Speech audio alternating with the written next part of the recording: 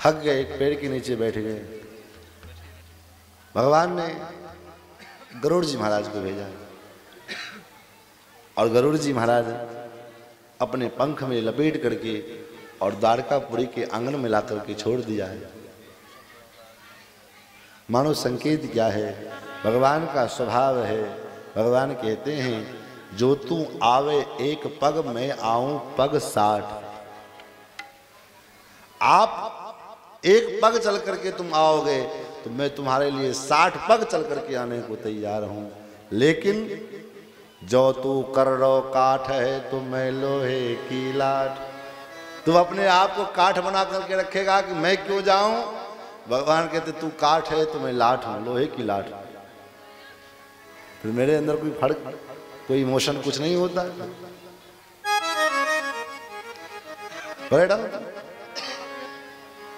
नींद खुली, पूछा लोगों से भैया ये कौन सो नगरी है। लोगों ने कहा भैया आपको जावे कहाँ है। वही द्वारका जाना है। अच्छा महाराज आप द्वारका के आंगन में ही तो हो। अच्छा इतनी जल्दी आए गए। अच्छा ये बता भैया जामे मेरे कन्हैया को घर कौन सो है। अरे कन्हैया को है। अरे मेरे बचपन का सखा है, मेरे बचपन का मित्र है। बोले उसका और कोई अता पता तो बताओ। बोले वो कहा वाकई मैया को नाम देवकी, बाबा को नाम वसुदेव है और मैंने सुना है कि वो यहाँ का राजा है। अरे महाराज ऐसे बोलते हो, हमारे स्वामी का नाम ऐसे बोलते हो। अरे उनके नाम के आगे पीछे कुछ तो आदर सूचक शब्द लगाना चाहिए। हमारे स्वामी है महाराज श्री श्री 1008 श्री आनंद करुणा वर्णालय भगवान द्वारकाधीश श्री कृष्णचंद्र जी महाराज। अरे भैया इतना लंबो नाम है। बोले हाँ। अच्छा जे कुछ भी हो मेरे बचपन को मित्र है, मुझसे काय ले देवे को है, लेकिन जे बताओ कौवा को घर कौन से है। लोगों ने कहा महाराज जितने घर दिखाई दे रहे सब उन्हीं के हैं। तो कहाँ मिलेगा। बोले सामने जिस घर में आप चले जाओगे वहीं मिल जाएंगे आपको।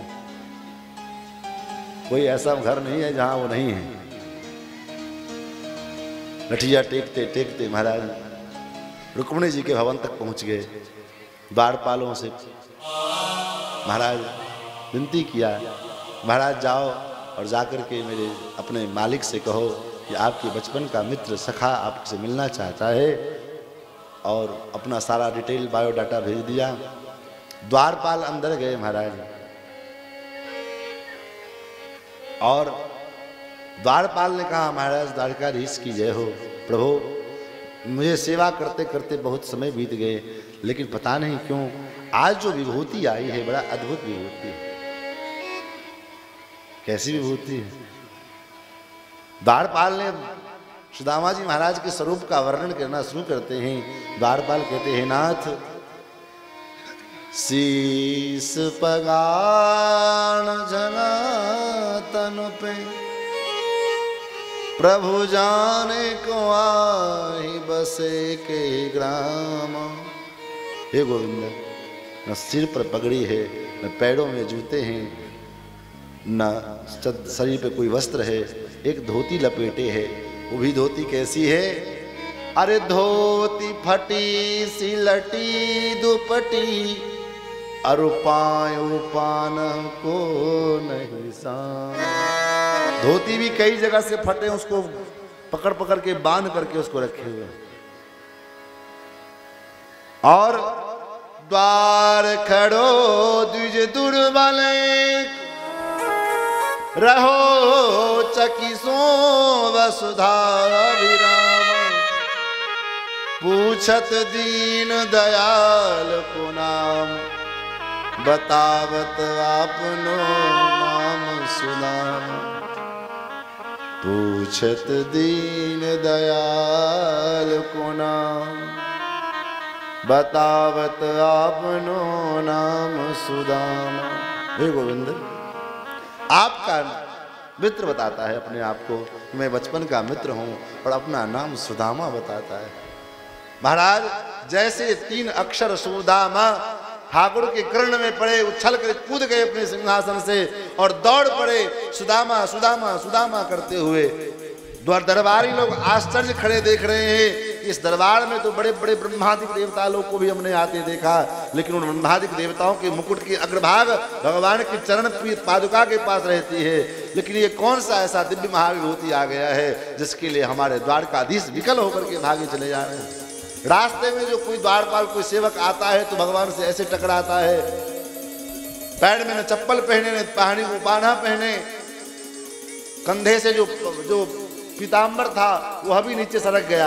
क्यों सरक गया? आचार्य कहते हैं कि भगवान मानो अपने भैया सुदामा से मिलने के लिए बीच में अपने पीताम्बर को भी हटा देना चाहते हैं, क्योंकि पीताम्बर बीच में व्यवधान न बन जाए। और दौड़ते दौड़ते इधर सुदामा जी महाराज भी मन में विचार कर रहे हैं कि क्या पता कृष्ण इतना बड़ा मित्र, बचपन में तो मित्र था लेकिन आज इतना बड़ा आदमी हो गया, क्या पता पहचान पाएगा कि नहीं पहचान पाएगा। फिर सोचते नहीं वो ऐसा नहीं है, वो बचपन से मुझे बहुत प्रेम करता है, जैसे मेरा नाम सुनेगा जरूर आएगा। तब तक ठाकुर जी 7 ड्योढ़ी पार करके अंतिम ड्योढ़ी द्वार पर दरवाजे पर पहुंच गए और सुदामा जी लठिया लिए खड़े से डोल रहे हैं। शरीर में तो 1.5 हड्डी के हैं महाराज, केवल हड्डी हड्डी दिखाई पड़ रही है। जैसे कन्हैया ठाकुर जी ने सुदामा जी को देखा, अरे भैया सुदामा जी ने भगवान की ओर देखा, कन्हैया, और दोनों दौड़ पड़े। सुदामा जी ने अपने लठिया को फेंक दिया। अरे अब कन्हैया मिल गया तो ये लठिया लेके क्या करें। दोनों एक दूसरे को धर करके महाराज आलिंगन प्रदान किए हैं। कुछ देर तक तो दोनों एक दूसरे को पकड़े रहे, लेकिन कुछ देर के बाद दोनों एक झटके में अलग हो गए। संतों का कहना है कि दोनों आपस में हटे क्यों इतने, दोनों का भाव मन में। सुदामा जी विचार करते हैं कि मेरे शरीर में केवल हड्डी हड्डी और मैं ब्राह्मण हूँ, कठोर शरीर मेरा, और मेरा कन्हैया इतना सुकुमार इतना सुकोमल, कहीं मेरे शरीर की हड्डियाँ, मेरे शरीर की अस्थियाँ मेरे श्याम सुंदर को तकलीफ ना दे रही हो। और भगवान क्यों छोड़े। भगवान विचार करते कहाँ मेरा मित्र सुख दुबला पतला है और मैं हट्टा कट्टा कहीं कस के पकड़ा हूँ, कहीं कोई हड्डी हड्डी मसक गई महाराज तो लेने के देने पड़ जाएगा।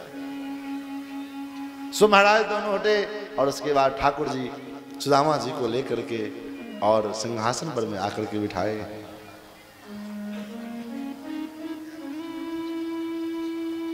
और स्वयं जहां पर में चरण पादुका रखी जाती है वहां पर मैं बैठ गई।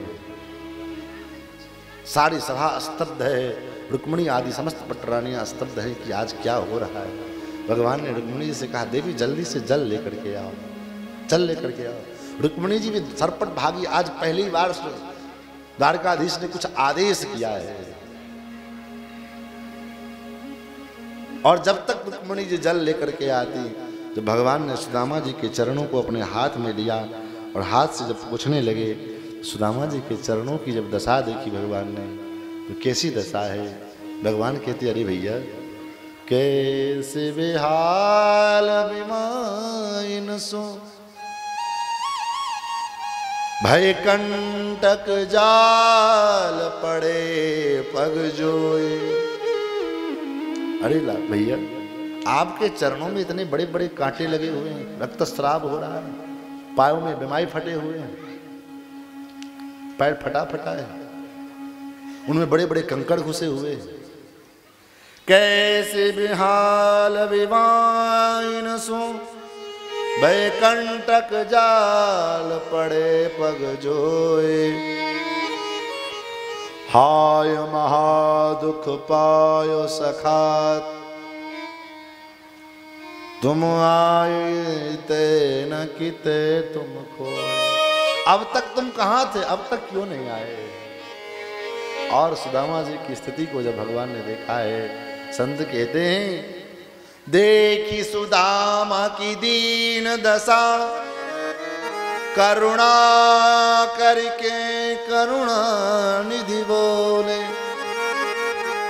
और जब तक रुक्मिणी जी जल लेकर के आती तब तक पानी पड़ात को हाथ छुयो नहीं, नैनन के जल सो पग धोए। पानी पड़ात को हाथ छुयो नहीं, नैनन के जल सो पग धोए।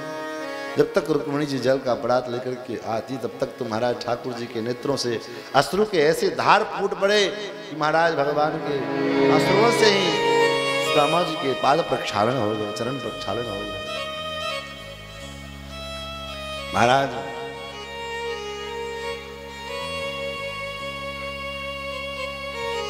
भगवान ने पाद प्रक्षालन किया, उसके बाद हाल चाल लिया है। पूछत क्षेम सबे घर की, जो करी कृपा बहु दिन में तुम आए। हम जानत हैं तुम तो निठुरे, अति हेत स्वभावज जान पठाए। मुझे पता है तुम निष्ठुर हो, ब्राह्मण हो ना, निष्ठुर हो। तुमको मुझे पता है तुम स्वयं नहीं आए हो, तुम तो स्वाभिमानी हो। मैं कैसे जाऊं कन्हैया के पास, मुझे मालूम है।